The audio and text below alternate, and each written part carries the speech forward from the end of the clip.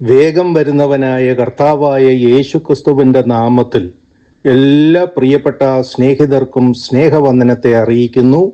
ഇന്നത്തെ നമ്മളുടെ പ്രസംഗത്തിനായി തിരഞ്ഞെടുത്തിരിക്കുന്നത് വിശുദ്ധ മത്തായി എഴുതിയ സുവിശേഷം 21 അധ്യായത്തിന്റെ 12-13 വാക്യങ്ങളാണ്. യേശു ദേവാലയത്തിൽ ചെന്നു. ദേവാലയത്തിൽ വിൽക്കുന്നവരെയും കൊള്ളുന്നവരെയും എല്ലാം പുറത്താക്കി പൊൻവാണിഭക്കാരുടെ മേശകളെയും പ്രാവുകളെ വിൽക്കുന്നവരുടെ പീഠങ്ങളെയും മറിച്ചു കളഞ്ഞു. അവരോട്, എൻ്റെ ആലയം പ്രാർത്ഥനാലയം എന്ന് വിളിക്കപ്പെടും എന്ന് എഴുതിയിരിക്കുന്നു, നിങ്ങളോ അതിനെ കള്ളന്മാരുടെ ഗുഹയാക്കി തീർക്കുന്നു എന്ന് പറഞ്ഞു.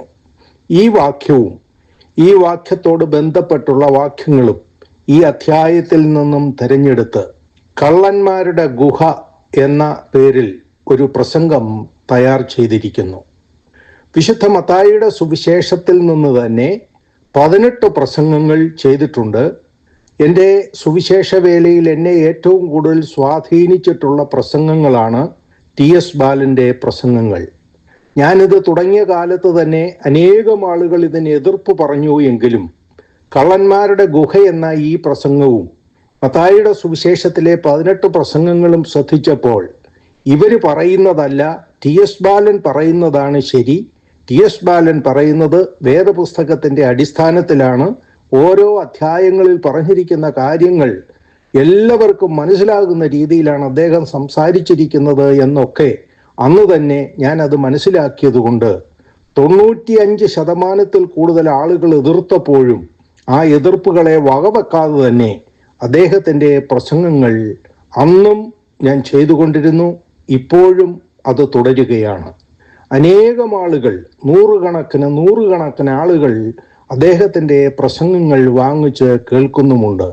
പ്രിയപ്പെട്ട സഹോദരങ്ങളെ, വീട്ടിലിരുന്നും കൊണ്ട് ദൈവവചനത്തിൻ്റെ സത്യങ്ങൾ ഏതൊരു സഭക്കാർ പഠിപ്പിക്കുന്നതിനപ്പുറമായി സത്യസന്ധതയോടും വ്യക്തതയോടും നമുക്ക് മനസ്സിലാകുന്ന രീതിയിലും സംസാരിച്ചിരിക്കുന്നത് കേട്ടു പഠിക്കുന്നതിനും നിത്യതയ്ക്ക് വേണ്ടി ഒരുങ്ങുന്നതിനും ഈ പ്രസംഗ കേൾവി നമ്മെ സഹായിക്കട്ടെ എന്ന് പ്രാർത്ഥിച്ചുകൊണ്ട് കള്ളന്മാരുടെ ഗുഹ എന്ന ഈ സുവിശേഷ പ്രസംഗം വിലപ്പെട്ടവരായ നിങ്ങളുടെ ശ്രദ്ധയിലേക്ക് കൊണ്ടുവരുന്നു.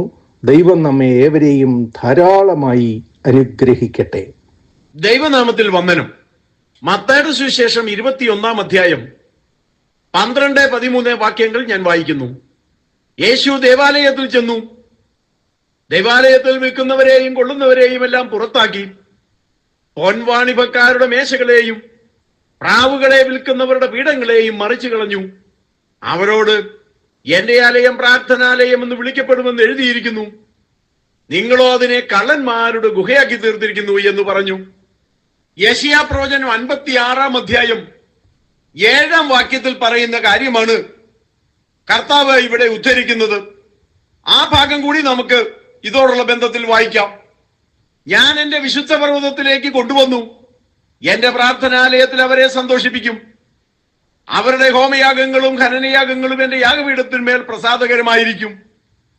എൻ്റെ ആലയം സകല ജാതികൾക്കുമുള്ള പ്രാർത്ഥനാലയം എന്ന് വിളിക്കപ്പെടും. അങ്ങനെ യെശയ്യാ പ്രവാചകന് ഈ സംഭവം നടക്കുന്നതിനെ 700-ലധികം വർഷങ്ങൾക്ക് മുമ്പ് പ്രവചിച്ചതായ ഒരു കാര്യം എടുത്തുകൊണ്ടാണ് കർത്താവ് പറയുന്നത്, എൻ്റെ ആലയം സകല ജാതികളുടെയും പ്രാർത്ഥനാലയം എന്ന് വിളിക്കപ്പെടും എന്നാണ് എഴുതിയിരിക്കുന്നത്. പക്ഷേ നിങ്ങൾ അതിനെ കള്ളന്മാരുടെ ഗുഹയാക്കി മാറ്റിയിരിക്കുന്നു. ഇത് പറയുന്നതിലൂടെ കർത്താവ് എന്താണ് അർത്ഥമാക്കുന്നത്? അത് മനസ്സിലാക്കണമെങ്കിൽ അല്പം ബാക്ക്ഗ്രൗണ്ട് കൂടെ നമ്മൾ അറിയേണ്ടതുണ്ട്. കർത്താവായ യേശു ക്രിസ്തുവിനെ ക്രൂശിക്കുവാനായിട്ട്, കൊന്നുകളയുവാനായിട്ട് പരീശന്മാരും ശാസ്ത്രിമാരും സദൂക്യരും ഒക്കെ തീരുമാനിക്കാനിടയാക്കിയ ചില കാരണങ്ങളുണ്ട്. അവയിൽ ചെയ്തതിനെ കുറിച്ച് മറ്റു ചില പ്രസംഗങ്ങളിൽ ഞാൻ പറഞ്ഞിട്ടുമുണ്ട്.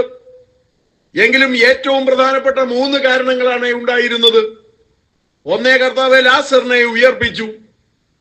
2, കർത്താവ് രാജാവായിട്ട് യെരുശലേമിലേക്ക് വന്നു. 3, ഇങ്ങനെ ദേവാലയത്തെ ശുദ്ധീകരിച്ചു. ഇതുകൂടാതെ തന്നെ ഒത്തിരി കാരണങ്ങളുണ്ടെങ്കിലും ഏറ്റവും പ്രധാനമായിട്ട് നമുക്ക് എടുക്കാവുന്നത് 3 കാരണങ്ങളാണ്. കർത്താവ് ലാസറിനെ ഉയർപ്പിച്ചതിന്റെ പേരിൽ എന്തിനാണ് കർത്താവിനെ കൊല്ലുന്നത്? അതിനെ ഒരു കാരണമുണ്ട്.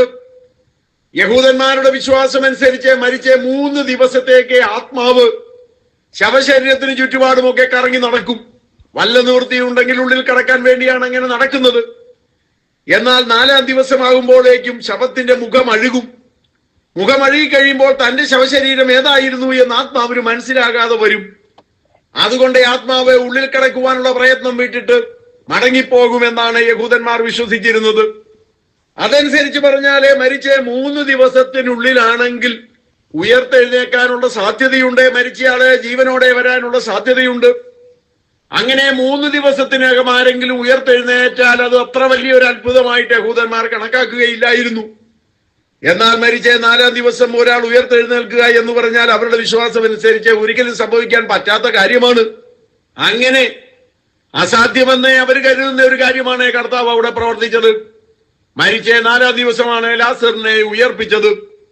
അതോടുകൂടി ജനങ്ങളെ യേശുവിനെ മിശിഹ എന്ന് അംഗീകരിക്കുവാനിടയായി, യേശുവിനെ ദൈവപുത്രൻ എന്ന് അംഗീകരിക്കുവാനിടയായി, ദൈവത്താൽ അയക്കപ്പെട്ട വ്യക്തി എന്ന നിലയ്ക്ക് അംഗീകരിക്കുവാനിടയായി. യഹൂദന്മാർക്ക് സഹിക്കാവുന്നതിനപ്പുറമായിരുന്നു അത്. അതുകൊണ്ട് യേശുവിനെ കൊന്നുകളയുവാനും യേശു ഉയർപ്പിച്ച ലാസറിനെ കൊന്നുകളയുവാനും അവര് പദ്ധതിയിടുകയുണ്ടായി. അതുകൊണ്ടാണ് മത്തായി, മർക്കോസ്, ലൂക്കോസ് എന്നിവര് സുവിശേഷം എഴുതിയപ്പോൾ ലാസറിനെ ഉയർപ്പിച്ച കഥ പോലും എഴുതാതെ വിട്ടത്. കാരണം ആ സംഭവം ആരെങ്കിലും വായിച്ചിട്ട് ലാസറിന്റെ ജീവന് ഭീഷണിയാകണ്ട എന്നാണ് മത്തായി, മർക്കോസ്, ലൂക്കോസ് എന്നിവർ തീരുമാനിച്ചത്. എന്നാൽ യോഹന്നാൻ സുവിശേഷം എഴുതുന്നത് 1-ാം നൂറ്റാണ്ടിന്റെ അവസാന ഭാഗത്താണ്. അപ്പോഴേക്കും ലാസർ വീണ്ടും മരിച്ചു കഴിഞ്ഞിരുന്നു. അതുകൊണ്ട് ലാസറിന്റെ ജീവന് ഭീഷണിയൊന്നും വിശേഷിച്ചുണ്ടാകാനില്ലാത്തത് കൊണ്ടാണ് ആ ലാസറിന്റെ കഥ യോഹന്നാൻ മാത്രം എഴുതുന്നത്. അങ്ങനെ ലാസറിന്റെ ജീവനെ എല്ലാ കാലത്തും ഭീഷണി ഉണ്ടായിരുന്നു. ലാസറിനെ ഉയർപ്പിച്ചു എന്ന പേരിൽ കർത്താവിന്റെ ജീവനും ഭീഷണി ഉണ്ടായിരുന്നു. കർത്താവിനെ എങ്ങനെയെങ്കിലും കൊന്നുകളയണമെന്ന് പരീശന്മാരും ശാസ്ത്രിമാരും ഒക്കെ തീരുമാനിക്കാൻ ഇടയായത് 1-ാമത്തെ കാരണം ലാസറിനെ ഉയർപ്പിച്ചു എന്നതാണ്. അതിനു മുൻപ് തന്നെ യേശുവിനെ അവർക്ക് ഇഷ്ടമല്ല. യേശുവിനെ എറിയാൻ വേണ്ടി പലപ്പോഴും അവർ കല്ലെടുത്തിട്ടുണ്ട്. എന്നാലേ ശരിക്കും ഒരു സംഘടിതമായ നീക്കമുണ്ടായത് ലാസറിനെ ഉയർപ്പിച്ചതോടെയാണ്. അത് കഴിഞ്ഞ് ഏറെ കഴിയും മുമ്പാണ് 2-ാമത്തെ കാരണം ഉണ്ടാകുന്നത്. അത് മത്തായിയുടെ സുവിശേഷം 21-ാം അധ്യായത്തിൽ നാം കാണുന്നതാണ്. ആ ഭാഗം ഞാൻ വായിക്കാം. അനന്തരം അവൻ യെരുശലേമിനോട് സമീപിച്ച് ഒലിവുമലയ്ക്കരികെ ബേത്ഫാഗയിൽ എത്തിയപ്പോൾ യേശു 2 ശിഷ്യന്മാരെ അയച്ചു. ഇവിടെ ബേത്ഫാഗ എന്ന് പറഞ്ഞിരിക്കുന്ന ബെഥാനിയ തന്നെയാണ് എന്നാണ് പൊതുവെയുള്ള അഭിപ്രായം. കാരണം അതിന് തലേ ദിവസം യേശു ബെഥാനിയയിലായിരുന്നു. ബെഥാനിയയിൽ നിന്നാണ് വരുന്നത്. ബേത്ഫാഗയിൽ നിന്ന് എഴുതിയിട്ടുണ്ടെങ്കിലും ബെഥാനിയയുടെ മറ്റൊരു പേരായിട്ട് അത് കണക്കാക്കിയാൽ മതിയാകും. യേശു യെരുശലേമിന്റെ സമീപത്തെത്തി. പെസഹായുടെ ദിവസങ്ങളാണ്. വലിയൊരു ജനക്കൂട്ടം അവിടെയുണ്ട്. ഒലിവുമലയ്ക്ക് അരികെ എത്തിക്കഴിഞ്ഞപ്പോൾ യേശു 2 ശിഷ്യന്മാരെ അയച്ചു. നിങ്ങൾക്ക് എതിരെയുള്ള ഗ്രാമത്തിൽ ചെല്ലുവിൻ. അവിടെ കെട്ടിയിരിക്കുന്ന 2 പെൺകഴുതയെയും അതിന്റെ കുട്ടിയെയും നിങ്ങൾ ഉടനെ കാണും. അവയെ അഴിച്ചുകൊണ്ട് വരുവിൻ.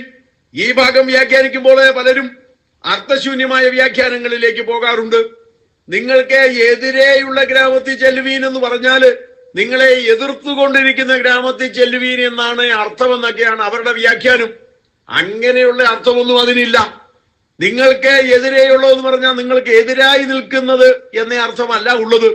നിങ്ങൾ അങ്ങോട്ട് പോകുമ്പോൾ നിങ്ങളുടെ മുമ്പിൽ നേരെ എതിരായിട്ട് നിൽക്കുന്നത് എന്നുള്ളതേ അർത്ഥമുള്ളൂ. അല്ല നിങ്ങളെ എതിർക്കുന്നവരെന്നല്ല അതിന്റെ അർത്ഥം. അല്ലാതെ അവിടെ എതിർക്കുന്ന ഒരു ഗ്രാമവും വിശേഷിച്ച് അങ്ങനെ പറയാൻ പറ്റില്ല. എല്ലാവരും എതിർക്കുന്നു അത്രമാത്രമേ ഉള്ളൂ. ഭാഷയുടെ അർത്ഥം മനസ്സിലാക്കാതാണ് ഇങ്ങനെയൊക്കെ വ്യാഖ്യാനിക്കുന്നത്. നിങ്ങൾ അവിടെ ചെല്ലുമ്പോൾ കെട്ടിയിരിക്കുന്ന ഒരു പെൺകഴുതയെയും അതിന്റെ കുട്ടിയെയും കാണും. ഒരുപക്ഷെ കർത്താവ് ഇത് നേരത്തെ ആരെയെങ്കിലും വിട്ട് അവിടെ അറേഞ്ച് ചെയ്ത് വെച്ചിരിക്കുന്നതായിരിക്കാൻ സാധ്യതയുണ്ട്. അതല്ല ഇനി ദിവ്യ അത്ഭുതമാണെങ്കിലും എനിക്ക് വിരോധമൊന്നുമില്ല. പക്ഷെ അത്ഭുതമായേ മതിയാകൂ എന്നില്ല എന്നാണ് ഞാൻ പറഞ്ഞതിന്റെ അർത്ഥം. ആരെയെങ്കിലും വിട്ട് കർത്താവ് ഈ കഴുതയെ അവിടെ ഏർപ്പെടുത്തി നിർത്തിയിരിക്കുന്നതാകാം. അതിനെ പോയി നിങ്ങൾ അഴിച്ചുകൊണ്ടുവരണം. നിങ്ങളോട് ആരാനും വല്ലതും പറഞ്ഞാൽ കർത്താവിന് ഇവയെ കൊണ്ട് ആവശ്യമുണ്ട് എന്ന് പറവീൻ. തൽക്ഷണം അവർ അവയെ അയക്കുമെന്ന് പറഞ്ഞു. ഒരുപക്ഷെ കർത്താവ് ഇതിനെ അറേഞ്ച് ചെയ്ത് നിർത്തിയപ്പോൾ അവരോട് പറഞ്ഞിരിക്കും, ഞാൻ ഇതിനെ അഴിക്കാനാണല്ലേ വിടും. ഉടനെ അവർ ചോദിച്ചു, നീ അയച്ചതാണോ അല്ലയോ എന്ന് ഞങ്ങൾ എങ്ങനെയാണ് അറിയുക? ഉടനെ കർത്താവ് പറഞ്ഞൊരു കോഡ് വാക്ക്, കർത്താവിന് ഇതിനെ കൊണ്ട് ആവശ്യമുണ്ട് എന്ന് അവർ പറഞ്ഞാൽ അത് ഞാൻ അയച്ച ആളാണ് എന്ന് മനസ്സിലാക്കിക്കോ എന്ന് കർത്താവ് അവരോട് പറഞ്ഞിട്ടുണ്ടാകാനാണ് സാധ്യത. പല വേദപണ്ഡിതന്മാരും അതേ അഭിപ്രായക്കാരാണ്. അങ്ങനെ അല്ല, ഇതൊരു അത്ഭുതമാണെന്ന് പറഞ്ഞാലും കുഴപ്പമൊന്നുമില്ല. അത്ഭുതമെങ്കിൽ അത്ഭുതം, സാധാരണ സംഭവമെങ്കിൽ സാധാരണ സംഭവം. രണ്ടിലേതായാലും നാം ചിന്തിച്ചു വരുന്ന വിഷയവുമായിട്ട് ഇതിന് പ്രത്യേക ബന്ധമൊന്നുമില്ല. നമ്മൾ പഠിച്ചു വരുന്ന വിഷയത്തെ ഇത് അനുകൂലമായോ പ്രതികൂലമായോ ബാധിക്കുകയുമില്ല. ലാസറിനെ ഉയർപ്പിച്ചതായ കർത്താവിന്, അഞ്ചപ്പം കൊണ്ട് 5000 പേരെ പോഷിപ്പിച്ച കർത്താവിന് ഇങ്ങനൊരു കഴുതയെ അത്ഭുതം കൊണ്ട് അവിടെ നിർത്തുവാനും അത്ഭുതകരമായതിനെ വിട്ടയക്കുവാൻ വേണ്ടിയുള്ള അറേഞ്ച്മെന്റ് ചെയ്യാനും ഒന്നും ഒരു ബുദ്ധിമുട്ടുമില്ല. ഈ ബൈബിൾ സ്റ്റഡിയുടെ 1ാം ഭാഗം ഇവിടെ അവസാനിക്കുന്നു.